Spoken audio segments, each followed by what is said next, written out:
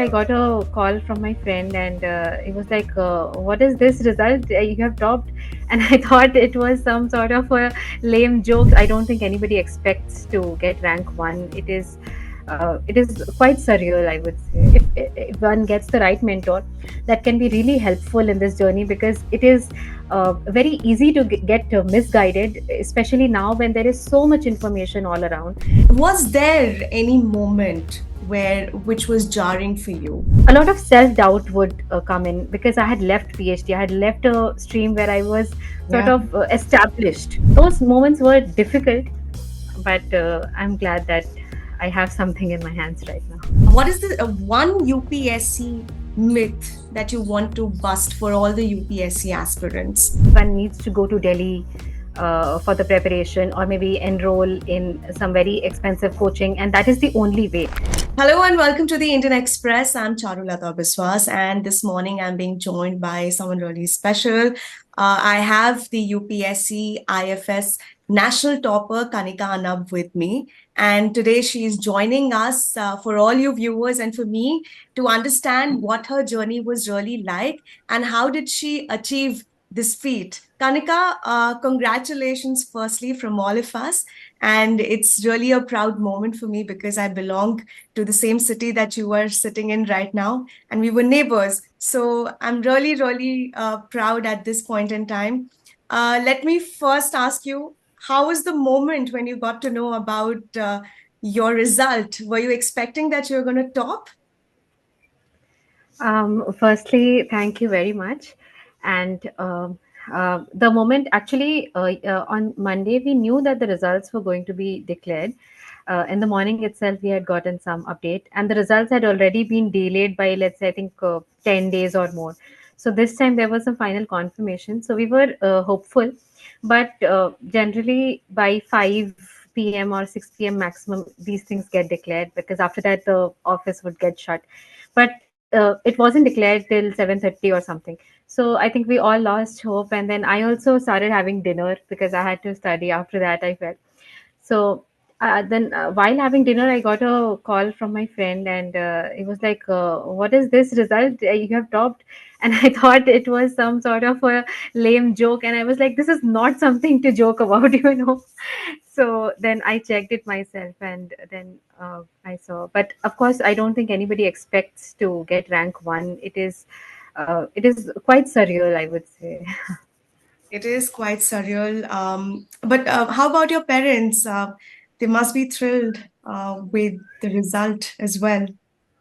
Yes, of course, they're very thrilled, and I think since yesterday there have been so many people who have been calling, people visiting. My father was like, "My phone hasn't rung so much, and I don't know, 10 years or so." So they are very happy, they are very thrilled, and they are Wow. also very relieved, because they would see me like working hard, and then I was not getting results. So then they were also disappointed for me, but thankfully now they are relieved. I want to ask you, how was your journey like? Like you said, your parents had a lot of hopes, because they would see you day in and day out preparing to crack the toughest examination, right? How was it like, the journey from the beginning? And if I may ask, how many attempts did you make to crack this examination? So my journey started in 2021, wherein I think I was doing PhD, and within 5 to 6 months of PhD, I left it, and I started with the preparation for UPSC. So it has been a 4 year long journey till now, and this was my third attempt overall. In the first attempt, so I was applying both for civil services as well as for the forestry uh, services. So in the first attempt, I gave the civil services interview, but could not make it to the final list. For forest services, the cutoff itself for prelims is 15 to 20 marks higher. So I could not clear the forest services cutoff in prelims itself. In the second attempt, I had not been able to clear prelims at all. In the third attempt, I cleared prelims and mains for both civil services as well as for IFOS. Civil services interview I gave, but again, I could not make it to the final list. But forest services, thankfully, uh, I could find my name on that list. So that has been my journey broadly. Wow. And what were the subjects? Because I'm sure all the aspirants who are watching us, and we have many readers, viewers who come to the Indian Express. Can you tell our viewers what were the subjects and how did you go about preparing yourself? Okay. So, different stages, different requirements. So, in the prelim stage, we have the basic subjects. We have polity, we have history, we have economy, environment, science and tech, geography. So, these are the subjects at the prelims level. So, for each of these subjects, one needs to have a basic level of understanding, which can come through NCRT textbooks. And to top it up, we could have another standard book, which everybody almost refers to. So that, along with the mock tests, current affairs, previous year questions, so that is what we need.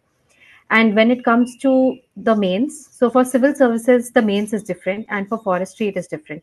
In civil services, we have an essay paper, then we have four GS papers, we have two compulsory language papers, and then we have one optional paper for which we have one optional subject for which we have two papers. And when it comes to forestry, we have one English paper which is also scored, which is also added in our overall marks. We have a combined GS paper which combines almost everything that we have in GS 1 to 3 in the civil services. And here, because this is a technical service, so we have two optionals, two things that we can choose from. So one optional, generally 95% of the cases people take up forestry because it is related to the service also. And the second could be any science subject of one's choice. So in forest services, there's a limitation that only science students can appear, and humanities and commerce students cannot appear for the same. So it restricts the number of candidates that are appearing, that who are eligible for this. So my optional in civil services also was zoology, and here also it was zoology and forestry. Okay, okay. And can you tell us about your strategy? I'm sure you must have divided your days and hours. What was exactly your strategy to prepare uh, the different stages that you were talking about? So when I was giving my first attempt, so I think my 70 to 80% of the focus happened to be on prelims itself, because in the first attempt, that is the stage that we see most evidently in front of us. But after that, when I was preparing for my third attempt, so then I tried to uh, divide my time in such a way that till around December, I was mainly doing the mains part of it. I was trying to refine my notes. I was doing all of that. And this was mainly for the civil services mains. And after January, I think I started again full fledged for the prelims. And I had continued till May. And then I prepared for the civil services mains, because once you prepare for those mains, you anyway get a knack to write the GS paper for the forestry mains also. And the zoo optional also, one paper was common. So both the preparation was common for both.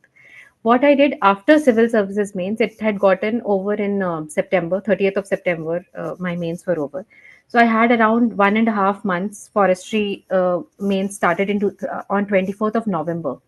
So I had 1.5 months. So that was the time when I revised some zoology, and my main focus was to start forestry. I had started forestry from scratch at that time, and then preparing, understanding a new subject, and then preparing notes and revising, writing a few tests. So during those 1.5 months, that was my major focus. Apart from revising a little bit of English and GS, barely any time. I think 1 or 2 days. Just 1.5 months. And you studied from Uh, For forestry, yes. The for other forestry. GS and zoology were prepared, but Yes, yes, yes, for forestry. forestry. So was it tough? Was it tough to go through the books and understand the subject that you were studying for the first time? It wasn't the easiest, but it is also doable, I would say. And it would have been difficult if I had only started from the books, because it Mhm. would be hard to understand which concept is important, which is not important. So I had actually taken help from a coaching class wherein I had registered for a course in forestry. And I think that really helped me build my concept. So after that, I just backed it up with some more reading, and then notes from some toppers and previous year questions, their solutions. So I tried to Nice. value add with all of that. That's a lot of preparation. But of course, you were not alone in this journey, Kanika, right? You had your parents, and I'm sure you were also taking guidance from your mentors, and probably a lot of people now they also go for coaching. So, was there any sort of coaching that you sort of took during your journey? So I did again for the prelim stage. I had not taken any coaching particularly, but I would of course refer to a lot of YouTube videos or any such documents that were made by these coaching institutes. But I had not registered in any classroom program. I also took help from some test series that the coaching institutes come up with. But in mains over the over the 4 years, so at different stages I took help from different institutes depending on what my requirement was at different stages.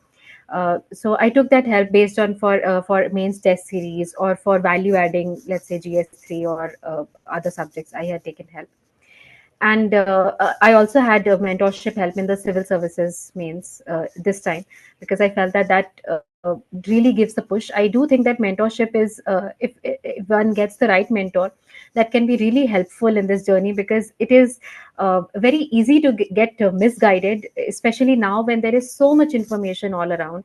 And it actually confuses. I think earlier the problem was different, when people did not know what to do, but now everybody knows what to do, but people know 50 things and they don't know that which out of those 50 things which is the best thing to do. So I think that in that case the mentors can really help you.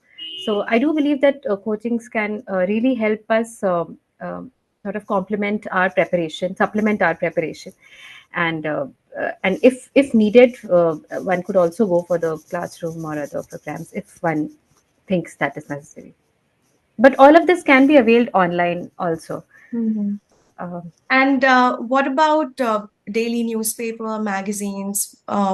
What did you really refer to? Were you also making notes by reading newspapers every day, which is like a usual thing for any UPSC aspirant? Um, so I did try to read newspaper almost daily. It was Hindu or the Indian Express, either of these two newspapers I would be reading. And I it's not always possible to make notes out of newspapers, because there is so much information, and then I think the entire time would just go in that. So I did not prepare notes on a daily basis as a rule. But what I did was, if something very interesting would come up, some very interesting story. Sometimes there's a very interesting story that is there, or some very interesting data point if that comes up. So I would try to save that. So I would try to minimize the kind of content that I'm saving from newspapers directly. But otherwise, when I was making notes, so then I would refer to, let's say I'm googling any topic, so then there are newspaper articles also from related to that topic. So then I would refer to those articles, so that my focus then would be uh, more theme based or more topic based, rather than making notes of the entire newspaper. Absolutely. Kanika, there's a lot of things going on here. Can you walk me through your daily routine? Like, what time would you wake up? When would you start studying? And did you ever get, I don't know if you, I should call it distraction because my daily bread is making videos. But did you go on social media and also, indulge yourself in social media activities like a normal person, or half of the time you were studying? And I'm sure that's what you have done, but can you walk me through your daily routine? So I would generally, I'm not a very morning person, not like a 5 a.m. kind of person, but 7 to 8 a.m., that kind of a person. So I would generally wake up around that time. And from the morning itself, I would try. So when the exam is, let's say, a few months away, more than 3 to 4 months away, then the routine would be a little relaxed, let's say 8 to 9 hours routine. And that would involve, again, depending on the subjects that one is going through. So whatever subject, whatever major subject is on focus, so that would perhaps occupy, let's say, 4 to 5 hours, or maybe even 6 hours. But apart from that, sometime 1 to 1.5 hours would go for the newspaper. Sometimes I would try to solve, let's say, 10 to 15 MCQs. So sometime would go for that. Um, uh, after I think the month of January or so. So when the prelim specific preparation started, so at that time CSAT also had to occupy some time, because there's a lot of fear of CSAT nowadays in people, and especially I'm not very good with maths, so I was very scared. So I think I used to give some time, I think 30-40 minutes to CSAT every day in the last, I think, 3 to 4 months. And after that also there's some time that has to be given to solving tests, but then again that depends on how far your exam is, and depending on that, one needs to make the routine, and the routine also gets more intensive when the exam comes closer. So and about social media, I am like, I was on Instagram, I was on Facebook, but last year before prelims I had sort of deactivated both these accounts, and I activated it after my forest main. So I think March to December everything was sort of deactivated. I activated it after that. So I am on social media. Now also it's uninstalled, but sometimes when I want, I put it when I'm a little free, when my exam or interview has just gotten over. So I like to see what is going on, who is getting married, who is going abroad. I don't know. So I just like to put it for 2 to 3 days and see what is happening. Kanika, you have a really calm personality, and that stands out in the last few minutes that we have spoken. Um, was there any moment where which was jarring for you, or a hiccup for you, or a moment which was really tough for you to, bring yourself come to terms with? Uh, a very defining moment that you would like our viewers to know, something profound, and you had to really push yourself and tell yourself that no, you are not going to get, deviated. You're going to stay on this path because it's not an easy path. So what is that mantra, or what is that one trick that you used, if you would like to share with our viewers?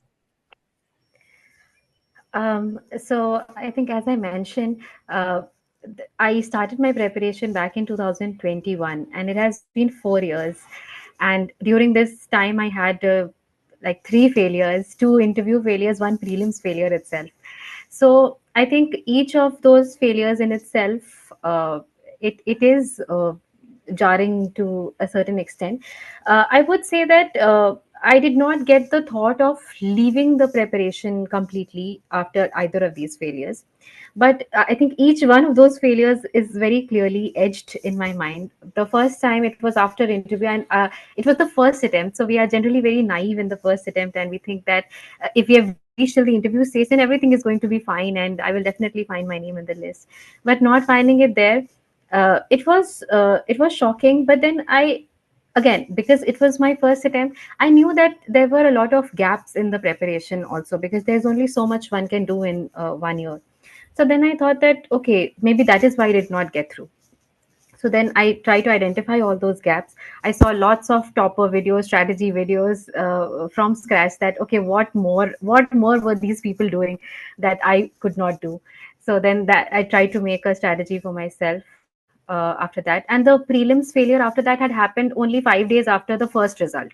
So then that I was also not prepared. 4 days of preparation anyway, I knew I could not do very well.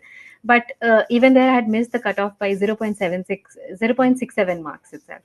So then I was like, okay, let's forget these two attempts, now focus on the third one.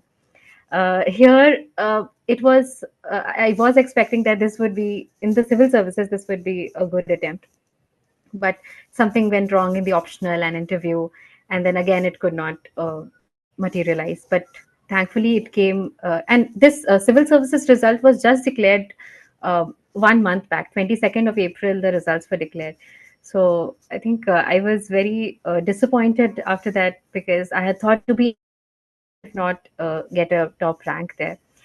So but again I felt that, now that I was anyway preparing for I was in the preparation mode.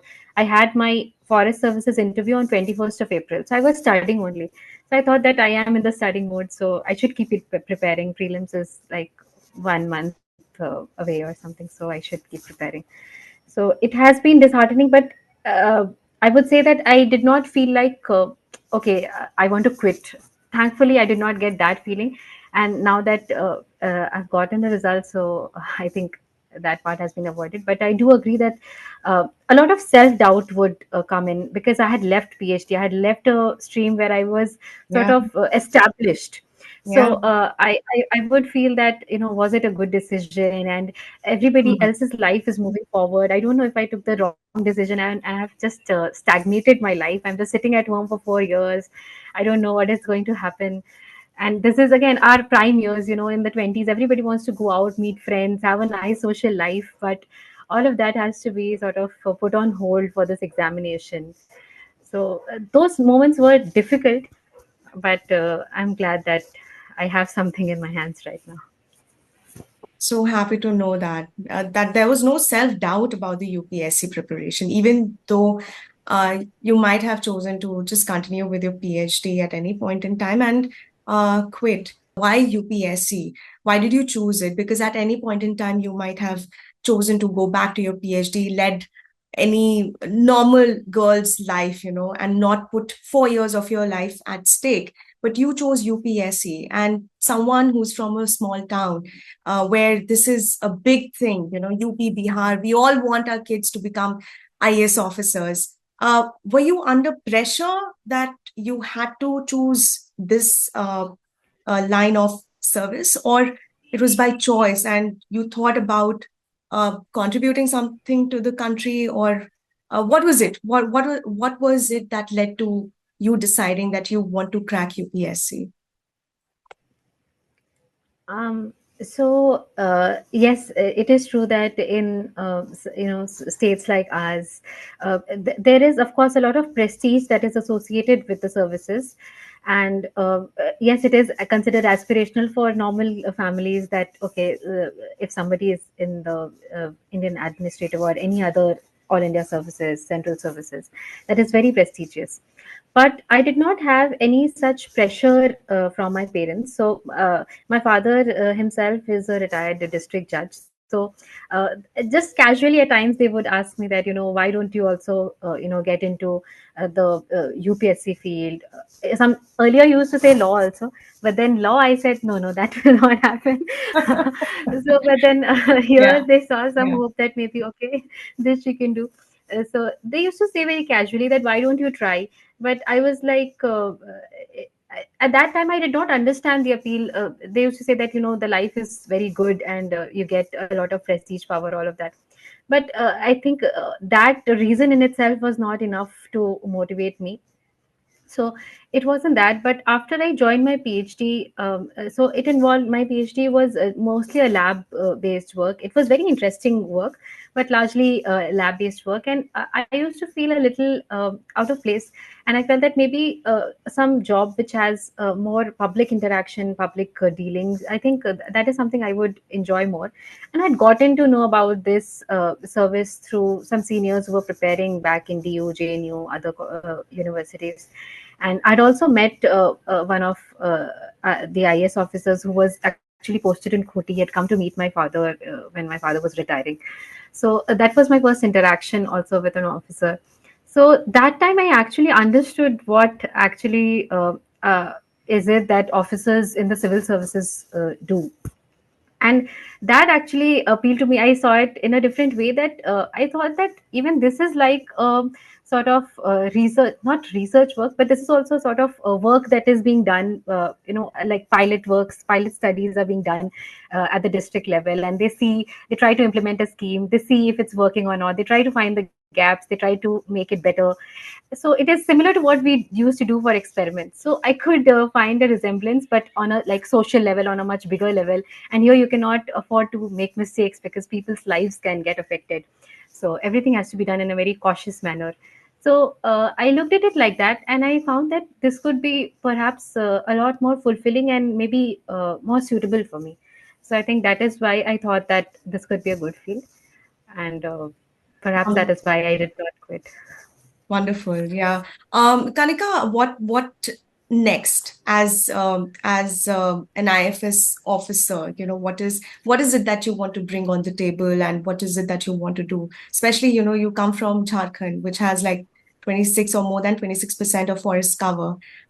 Is there a goal in your mind, or there some sort of thought, um, something that you want to change about how we are looking at our forest, our climate? So I think that nowadays, when we speak so much about climate change and biodiversity loss, which is happening, it is becoming more and more evident with every passing day, every passing year. So I think that makes something like forest services even more relevant in the today's context. And I have actually filled Odisha as my first cadre choice because it is, first of all, it's quite close to home, and secondly, I felt that the biodiversity in Odisha is actually a lot higher compared to Jharkhand. So the scope of work there would be quite interesting. It also has a nice coastal area. They have the olive ridley turtles and all such good work is being done with them in Odisha. So that had actually excited me. I talked to a senior who is in the services, and they suggested that Odisha could be a good choice if you're interested in biodiversity. So with regards to what my focus would be, I would definitely, I think, coming from a zoology background, I would definitely like to focus on biodiversity conservation and conserving different species of animals, maintaining that balance that needs to be maintained, especially in the growing scenario of human population increasing, more human wildlife conflict that is happening.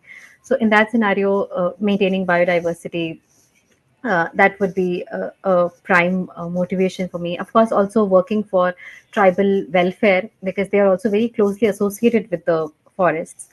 And I think both of them actually sort of supplement each other. So protecting that entire ecosystem, as we say, that could be, uh, I think that is something I look forward to.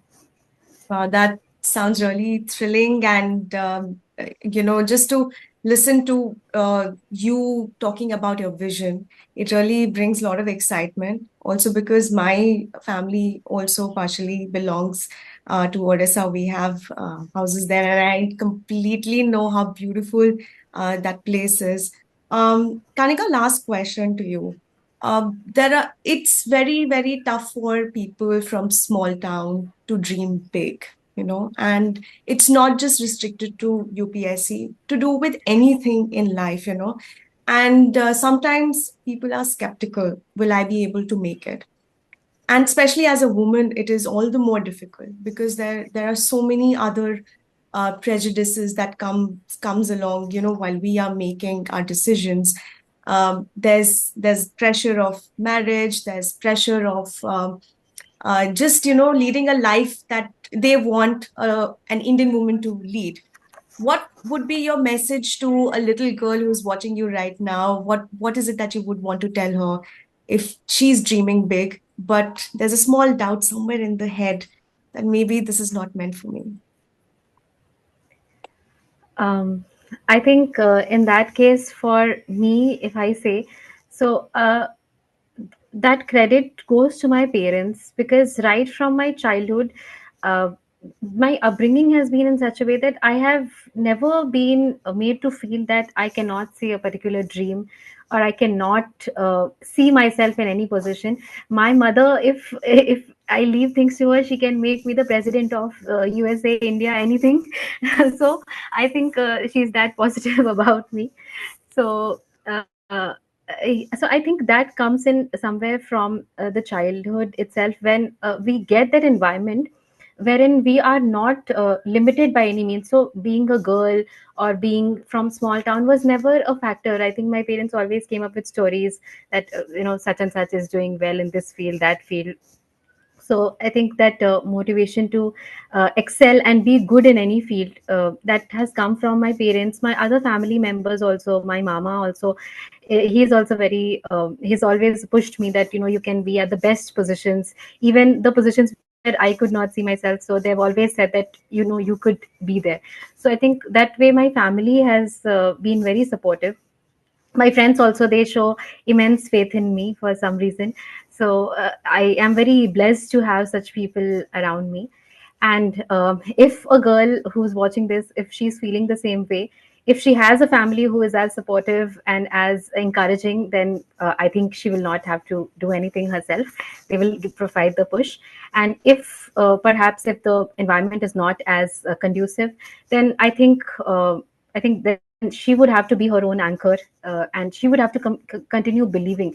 Actually, I think by now we have ample evidences in any field that people from any wake of life, from the most difficult circumstances, can achieve wherever they want, achieve whatever they want to, go wherever they want to. It's about working in that direction, being focused for what they want to do, and keep working hard. The opportunities, the harder we work, I think different opportunities come up. We have to be a little restless. We have to keep looking for some chances, something extra that, that can maybe set us apart, give one extra chance, give one extra opportunity.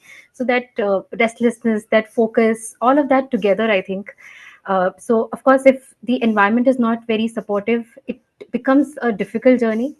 But I think that sort of notion that somebody is from a small town, from a small place, cannot do, I think that needs to go away. No such thing exists, especially now when we have so much digital media, digital content available. Anybody sitting in a village or a small town in any state, our state is I think Jharkhand, it is still very much in the developing stages itself.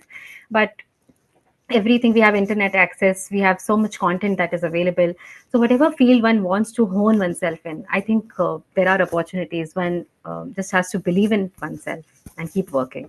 Supporting environment and of course access to internet, it definitely will add to anybody's success. Kanika, I'm not going to let you go without asking you this one last thing. What is the one UPSC myth that you want to bust for all the UPSC aspirants? If there's a I think it is in the busting phase itself, but there used to be a myth that one needs to go to Delhi for the preparation, or maybe enroll in some very expensive coaching, and that is the only way. I'm not saying that that is not one way of preparing, and it does work well for many people, but that is not the only way to prepare. Now that we have so much content that is available online, and so many courses that are also available at a lot of at quite affordable rates. So the competition has increased so much after COVID, with so many digital platforms coming up, that the prices have actually they have sort of come down to a lot of extent.